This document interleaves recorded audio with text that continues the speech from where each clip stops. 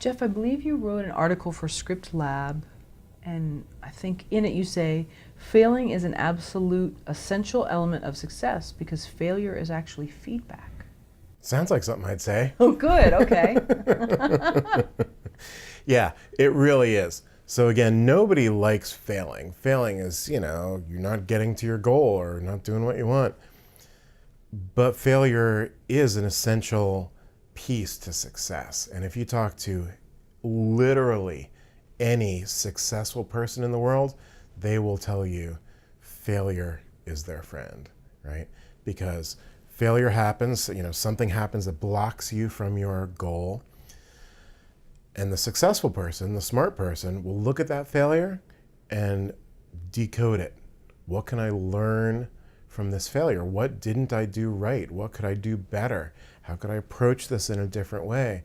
What do I not want to do again? Right? And then integrate that into the next step when they are ready to move forward again. Yeah.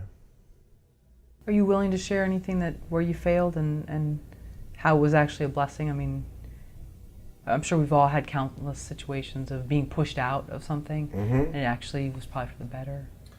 Without going into too many details, I've been pushing screenplays for a while, and wrote a bunch of screenplays, and I think I'm pretty good at it. I've got some great screenplays, and push them to these pitch fests, call these producers, all this kind of stuff. And as any screenwriter who's watching this knows, it's rough. Right? It is rejection after failure, and then you get a little bit, and then that goes out the window. This was happening for years with me, and so I finally said, screw this, I am going to make my own short film. Okay, so I wrote a short film. It's called Mystic Coffee, about a wise and magical barista, and I had $1,000, and I said, I'm going to make a movie. I'm going to make my movie. So I hired actors. I got a crew together. I took, Henry Ford, the car guy's advice, which is hire people smarter than you, right? So I got pros everywhere on this thing. We get this thing going. I'm like, wow, it's already cost $6,000 and it's not even half done. Ended up costing $11,000. I'm like, oh my God, this is crazy. But I'm gonna finish it. I did it. I made this movie, and I'm like, okay, this is pretty good. This is great. I really like it. I'm gonna send it to film festivals. Okay. I put it out to all these film festivals. Get shot down again and again and again and again. And more money, I'm sure. Right. Every time, it's another $100 or whatever to do these film festivals.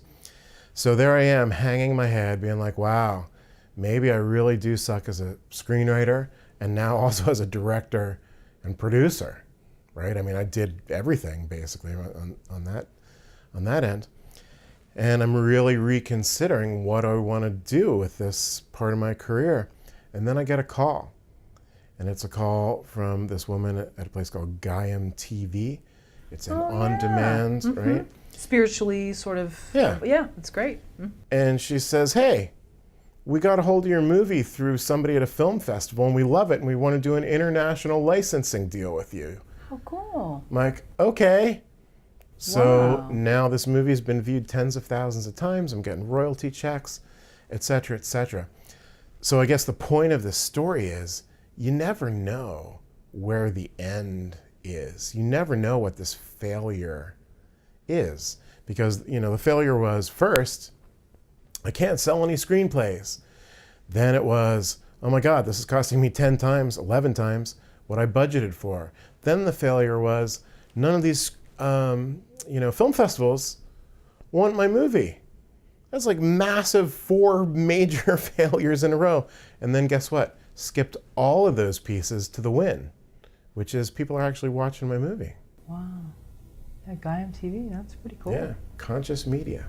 Yeah. Yeah. I've checked out the site. It's awesome. Yeah.